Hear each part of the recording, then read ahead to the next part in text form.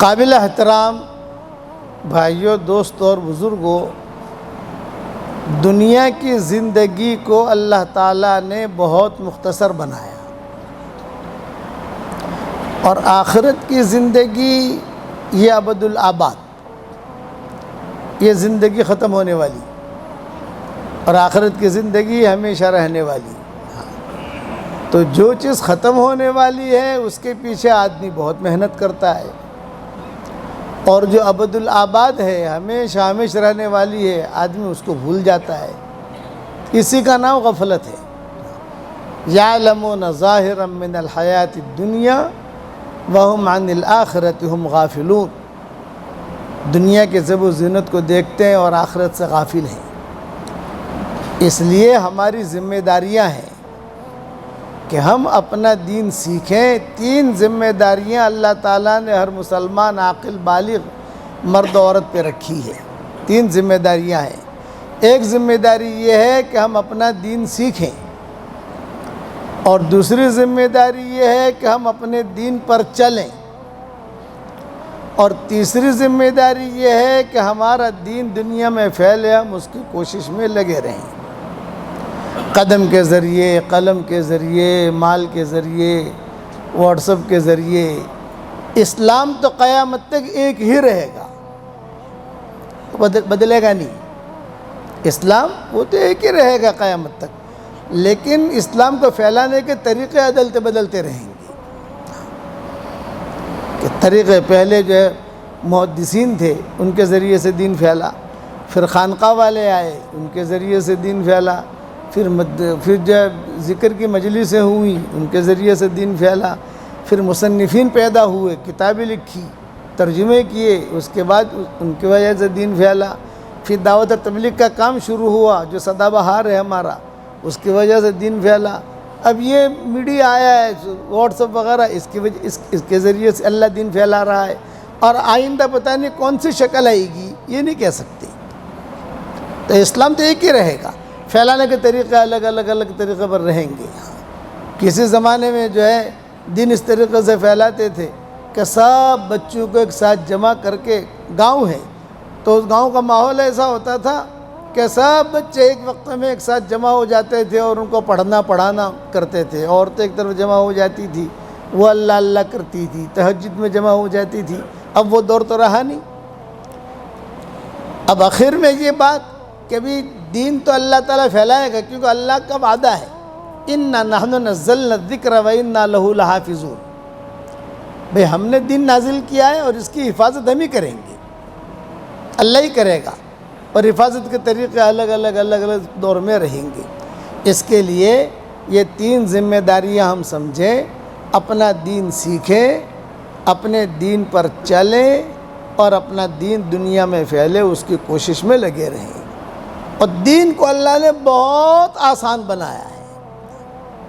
ہمارا دین جو ہے بہت آسان ہے، ہم غفلت کی وجہ سے نہیں کرتے ہیں۔ بہت قیمتی، ایک مرتبہ سبحان اللہ پڑھ لو تو حدیثوں میں آتا ہے احد پہاڑ کے برابر اس کا ثواب ملتا ہے۔ ایک مرتبہ اللہ اکبر پڑھ لو، کہ ایک مرتبہ آدمی پڑھے اللہ اکبر، آسمان اور زمین کا درمیانی حصہ اللہ تعالیٰ اجر اور نور سے بھر دیتا ہے۔ اتنا آسان ہے۔ جب ایک مرتبہ سبحان اللہ پڑھنے کے اتنا ثواب ہے، احد پہاڑ کے برابر اللہ نیکیاں دیتا ہے، ثواب دیتا ہے، تو پورے دین پر چلنے پر کتنا ملے گا آپ کو؟ دین اتنا آسان ہے کہ وہ اندھا آدمی بھی دین پر چل سکتا ہے، لنگڑا آدمی بھی دین پر چل سکتا ہے، کہ بہرا آدمی ہے وہ بھی دین پر چل سکتا ہے، کہ اندھا آدمی ہوائی جہاز نہیں اڑا سکتا، کہ اندھا آدمی سائیکل نہیں چلا سکتا، کہ اندھا آدمی کھانا نہیں پکا سکتا، کہ اندھا ہے، آنکھوں سے معذور ہے، لیکن دین اللہ نے اتنا آسان کیا کہ اندھا بھی اس پر عمل کر سکتا ہے۔ اتنا اللہ نے آسان کیا۔ الدین یسر۔ اس کے لیے اپنا دین یہ ہمارا قیمتی سرمایہ ہے، اور اس کی حفاظت کا اس دور کے اندر، یہ دور میں ایسی ہوائیں چلائی جا رہی ہیں دنیا میں کہ جو اللہ کی عظمت کو دلوں سے نکالے۔ ایسی فضائیں ساری دنیا میں کہ اللہ کی عظمت دل سے نکل جائے، اللہ کی عظمت دل سے نکل جائے. ہم ایسی ہوائیں چلاویں کہ اللہ کی عظمت دلوں میں آوے. اور اس کا طریقہ کیا ہے؟ یہ کہ مکاتب قائم کرو، گھر گھر میں مکتب قائم کرو، گھر گھر میں پڑھنا پڑھانا یہ ماحول بناؤ. تو جب بچے دیکھیں گے کہ ہاں میرا ابا جو ہے، اب 5 گھر بھی اگر کسی بستی میں مسلمانوں کے ہیں 5 گھر یا جو 3 گھر ہیں، فوراً ایک مکتب وہاں قائم کر دو تو دین محفوظ رہے گا، ورنہ دین محفوظ نہیں رہے گا. زہریلی ہوائیں ہیں اور ہمارا نوجوان طبقہ اس سے بہت متاثر ہوتا ہے. اللہ کی بڑائی کو بولنا، اللہ کی بڑائی کو سننا، اللہ کی بڑائی کے مذاکرے. مائیں اپنے بچوں کو روزانہ صبح جگاتی ہے، رات کو کیا کہتی ہے؟ بیٹا جلدی سو جا، صبح اسکول جانا ہے. یہ زہریلی فضا کا اثر ہے. بیٹا یہ کیوں کہتی ہے اسکول جانا ہے؟ یہ کہو بیٹا جلدی سو جا، فجر کی نماز میں اٹھنا ہے. یہ سوچ کا فرق ہے کہ بیٹا فجر کی نماز کے لیے اٹھنا ہے. اسکول تو ہے، پہلے فجر کی نماز ہے، بعد میں اسکول ہے. ہر آدمی اپنے آپ کو پہلے مسلمان سمجھے، ہم مومن ہیں، بعد میں ڈاکٹر ہیں. ہم مسلمان ہیں، بعد میں انجینئر ہیں. ہم مسلمان ہیں، بعد میں تاجر ہیں. اس لیے میرا آج کا سبق آپ لوگوں کے لیے یہ ہے کہ روزانہ گھر سے نکلو، تجارت کی نیت سے مت نکلو. گھر سے نکلو تو اپنے آفس کی نیت سے مت نکلو. نیت کرو میں دین کے لیے جا رہا ہوں، یہ نیت کر لو. میرے والد صاحب رحمۃ اللہ علیہ فرماتے تھے بھائی جب نیت پر اللہ دیتا ہے تو کیوں نہ لے بھائی، کہ نیت میں اللہ نے اجر بھی رکھا ہے، نیت میں اللہ نے اثر بھی رکھا ہے. کہ گھر سے نکلو، یہ نیت سے نکلو کہ میں اللہ کے دین کے لیے جا رہا ہوں. جب تک گھر کے باہر رہو گے، اللہ کے راستے میں شمار رہو گے آپ. یہ فضیلت بیان کی. ہم مائیں بہنیں کھانا پکاویں، مہمان کی نیت سے پکاویں. مہمان آئے گا کھانا کھا لے گا، مہمان نہیں آئے گا تو ہم کھانا کھا لیں گے. صرف نیت پر اللہ دیتا ہے. جو کھانا مہمان کی نیت سے پکایا جاتا ہے اس کھانے کا حساب کتاب نہیں ہوتا. اتنا آسان ہے. اس لیے نیت میں اللہ نے اجر رکھا ہے، نیت میں اللہ نے اثر رکھا ہے. چونکہ یہ تمہارا، میں گیا تھا امریکہ کیلیفورنیا جہاں ایپل کی کمپنیاں ہیں، وہاں بنگلور کے لڑکے میں نے بہت دیکھے اور حیدرآباد کے لڑکے بہت دیکھے. ہمارا بیان ہوا تھا وہاں ایپل کمپنی والوں میں، تو وہاں میں نے پوچھا بچوں سے بھی تم کہاں کے؟ بنگلور. اچھا ماشاء اللہ. میں نے کہا بنگلور والوں نے تو ایپل کمپنی خرید لی ہے بھائی، سب بنگلور والے تھے. بھائی تم کہاں کے؟ کیونکہ حیدرآباد. تو میں نے ان سے ایک بات کہی، یہ کہی کہ یہ جی بی بناتے ہو نا، جی بی 5 GB 4 GB، سمجھ گئے آپ لوگ؟ 6 GB. بھئی یہ موبائل جو ہے یہ اتنی GB کا. میں نے کہا یہ ٹھیک ہے، اپنے اعتبار سے آپ جو کر رہے ہو کرو، لیکن ایک میری نصیحت پر عمل کرو. کہ کیا؟ میں نے کہا اپنے دماغ میں اسلام پھیلانے کے لیے 10 کروڑ GB رکھ لو اندر، اسلام کے لیے سوچو. آپ جب اپنا ایپل کے لیے سوچتے ہو، اندھی گاڑیاں بنا لی، وہاں انہوں نے گاڑی بنائی. ہمیں لے جا رہے تھے بیان کے لیے، تو وہاں پر انہوں نے کہا حضرت یہ گاڑی افتتاح آپ سے کرنی ہے. میں نے کہا چلو بیٹھتا ہوں. بیٹھا تو کوئی ڈرائیور ہی نہیں.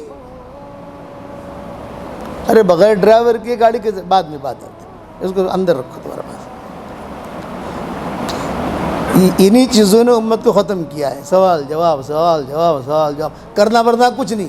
آج ہماری سب سے بڑی کمزوری یہ ہے کہ نیک بننا نہیں ہے، لیکن نیک دکھنا ہے اور نیک کہلوانا ہے. بتاؤ صحیح کہہ رہا ہوں نہیں کہہ رہا؟ نیک بننا نہیں ہے لیکن نیک دکھنا ہے اور نیک کہلوانا ہے، اسی میں امت ختم ہوگی۔ آپ یہ مت سوچنا ہے کہ ہم اوپر جا رہے ہیں، ہم تیزی سے نیچے جا رہے ہیں۔ ہمارے بچے، ہماری عورتیں، ہماری بچیاں تیزی سے نیچے جا رہے ہیں۔ یہ غلط فہمی مت رہنا کہ ہم بہت اوپر جا رہے ہیں، نہ نہ نہ نہ، ہماری ایمانی مایا بہت کمزور ہوگی۔ ہمارا سوچنے کا معیار بدل گیا۔ سوچنے کا معیار دین کا رکھو۔ مولانا یوسف صاحب رحمۃ اللہ علیہ فرماتے تھے کہ اپنی تجارت بھی کرو تو اس میں بھی دین کو دیکھو کہ میرے دین کو کیا فائدہ پہنچتا ہے۔ گھر سے نکلو اس میں بھی دین کو دیکھو۔ آپ یہ ذہن میں رکھنا۔ میں نے کہا تم نے اتنی، اب وہ گاڑی کیسی تھی؟ اندھی گاڑی، میں نے اس کا نام ہی رکھا اندھی گاڑی۔ انہوں نے کہا کہ حضرت ہمارے یہاں پروگرام ہے آپ کا، آپ تشریف لائیے اور یہ گاڑی میں بیٹھیے، اس کا افتتاح بھی ہو جائے گا، برکت بھی ہو جائے گی۔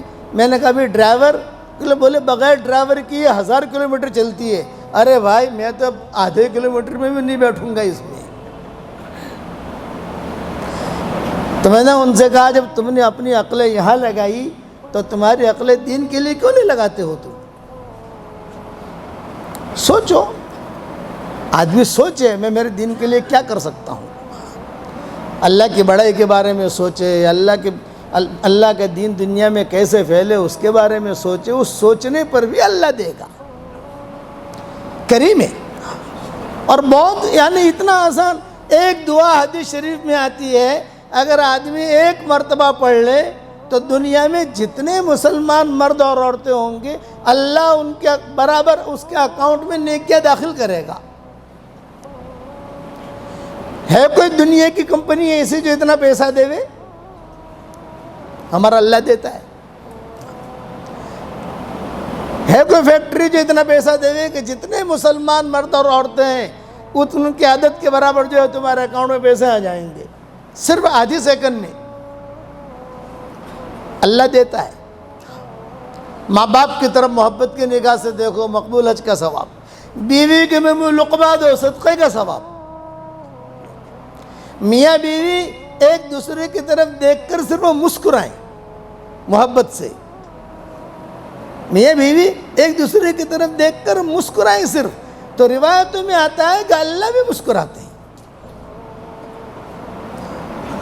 جمعہ کی نماز کے بعد گھر جاؤ گے نا تو جمعہ منا لینا، ہنسنا میاں بیوی ایک دوسرے کے سامنے دیکھ کر، چلے مولوی صاحب نے کہا ہے، لیکن دل صاف کر کے ہنسنا۔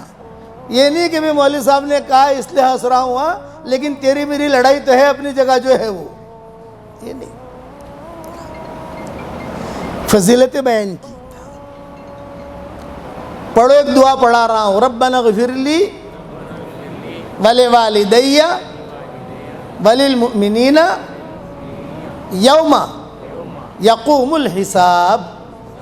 دیکھو جس نے بھی پڑھا، جتنے مسلمان مرد اور عورتیں اس وقت دنیا میں ہیں، میں کروڑ مرتبہ قسم کھا کے کہتا ہوں کہ ان کے اکاؤنٹ میں اتنے نیکیاں آ گئی ہیں، کیونکہ حضور صلی اللہ علیہ وسلم نے بتایا ہے۔ میں میری جو کتاب لکھتا ہوں سب سے پہلے یہ دعا لکھ دیتا ہوں، کم سے کم بھائی مسلمان ایک مرتبہ تو پڑھ لے، یہ نیکیاں کبھی نہ کبھی تو کام لگے گی اس کو۔ آسان کر دیا، گناہ معاف کرانے کے اسباب بہت بتا دیے، نیکیاں بڑھانے کے اسباب بہت بتا دیے۔ تو آپ حضرات سے میری درخواست ہے، اپنے دماغ میں ذرا جی بی بڑھا دو۔ کیا ہمیں مولانا تھانوی کی طرح بننا ہے؟ نہیں۔ مولانا رشید احمد گنگوہی کی طرح بننا ہے؟ نہیں بھائی، نہیں۔ مولانا الیاس صاحب کی طرح بننا ہے؟ نہیں۔ ہمیں مولانا یوسف صاحب کی طرح بننا ہے؟ نہیں۔ مولانا عمر صاحب پالمپوری کی طرح بننا ہے؟ نہیں۔ عبد القادر جیلانی کی طرح بننا ہے؟ نہیں۔ کہ جنید بغدادی کی طرح بننا ہے؟ نہیں۔ اور پیچھے جاؤ، حسن بصری کی طرح بننا ہے؟ نہیں۔ کس کی طرح بننا ہے؟ ہمیں ابو بکر اور عمر کی طرح بننا ہے۔ آدمی سوچے وہ اور کام شروع کرے، اور اللہ تعالیٰ کی طرف بلانا شروع کرے۔ دور ہے منزل مقصود مگر ہے تو صحیح، راہ کٹ جائے گی تو عزم سفر پیدا کر، ادھر ادھر کی بات نہ کر، مجھے یہ بتا کہ قافلہ کیوں لوٹا، مجھے رہزن سے گلا نہیں، تیری رہبری کا سوال ہے۔ آہ کس کی جستجو آوارہ رکھتی ہے تجھے، راہ بھی تو رہبر بھی تو، رہرو بھی تو، منزل بھی تو۔ اور ہمارا یہ دعوت کا کام چل رہا ہے، جگہ جگہ ہماری مسجد اور جماعتیں بیٹھتی ہیں، جگہ جگہ ہمارے جوڑ ہوتے ہیں، جگہ جگہ ہمارے مشورے ہوتے ہیں، جگہ جگہ ہمارے ساتھی آتے ہیں، کبھی جو ہے جماعتیں بھی نقل و حرکت کرتی ہیں، یہاں بھی جماعتیں آتی ہوں گی یہاں، تو اس کے اندر اپنے آپ کو داخل کرو۔ میرے والد صاحب رحمۃ اللہ علیہ فرماتے تھے کہ جھوٹا موٹا بھی جماعت کے ساتھ لگ جائے گا تو بھی اللہ اسے قبول کر لے گا۔ یہ میرے ابا فرماتے تھے، میرے ابا کا نام تو سنا ہوگا آپ لوگوں نے، کہتے تھے کہ جھوٹا موٹا بھی چلے گا نا اندر جماعت کے ساتھ تو بھی اللہ اسے قبول کر لے گا۔ ایک آدمی نے آ کر کہا کہ حضرت میں تو غفلت کے ساتھ چلتا ہوں، تو ابا نے کہا کہ غفلت کے ساتھ چل اور اللہ تعالیٰ سے اخلاص مانگ، اللہ ایک دن اخلاص دے دے گا، کرو گے انشاءاللہ بھائی۔ اب جو ہے 5 منٹ تو میں آپ کو ایک ہدیہ دینا چاہتا ہوں، قبول کرو گے بھائی؟ ایک ہدیہ دینا چاہتا ہوں، وہ ہدیہ یہ، اس ہدیے کا نام ہے جاندار، شاندار، مالدار، دیندار۔ کیا نام ہے بھائی؟ جاندار، شاندار، مالدار، دیندار۔ اور وہ یہ ہے کہ جو بھی ہمارا بیان سن رہا ہے 313 مرتبہ سورہ اخلاص پڑھنے کی عادت ڈال دو۔ کتنی مرتبہ بھائی؟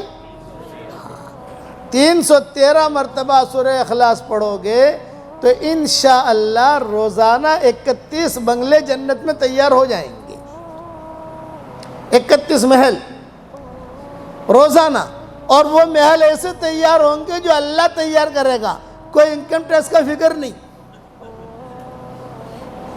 سیل ٹیکس کا فکر نہیں، کوئی ڈاکو پیچھے آئے گا نہیں، ارے اتنے آپ اگر بنگلور میں ایک بنگلہ لے لو تو ڈاکو پیچھے پڑ جاتے ہیں، انکم ٹیکس والے پیچھے پڑ جاتے ہیں، وہاں روزانہ 31 بنگلے تیار ہوں گے۔ یہ صحیح حدیثوں میں آتا ہے۔ حضرت عمر رضی اللہ تعالیٰ عنہ سے حضور صلی اللہ علیہ وسلم نے فرمایا، کیا عمر روزانہ تو جو ہے یعنی تو 10 مرتبہ سورہ اخلاص پڑھ، 10 مرتبہ، ایک محل جنت میں تیار ہو جائے گا۔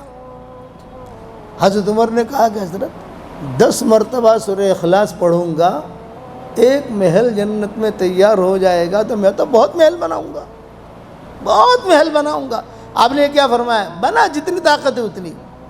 حضرت بہت بناؤں گا، یہ کہ بنا، تو بناتے بناتے تھک جائے گا، اللہ دیتے دیتے نہیں تھکے گا۔ تو بنگلور والا آپ لوگ بھی بناؤ گے انشاءاللہ روزانہ۔ میں کہتا ہوں بنگلور میں آپ لوگوں نے بہت پراپرٹیاں بنا لی، بنائی نہیں بنائی؟ اب جنت میں پراپرٹی بنائیے۔ یہ جنت میں پراپرٹی بنانے کا 90 نسخہ ہے، بغیر محنت کے۔ اچھا ایک ساتھ پڑھنا نہیں ہے، 10 مرتبہ پڑھ لیا، 15 مرتبہ پڑھ لیا، 20 مرتبہ پڑھ لیا، 25 مرتبہ پڑھ لیا، اللہ کے ذات سے جب پڑھتے ہی فوراً تیار۔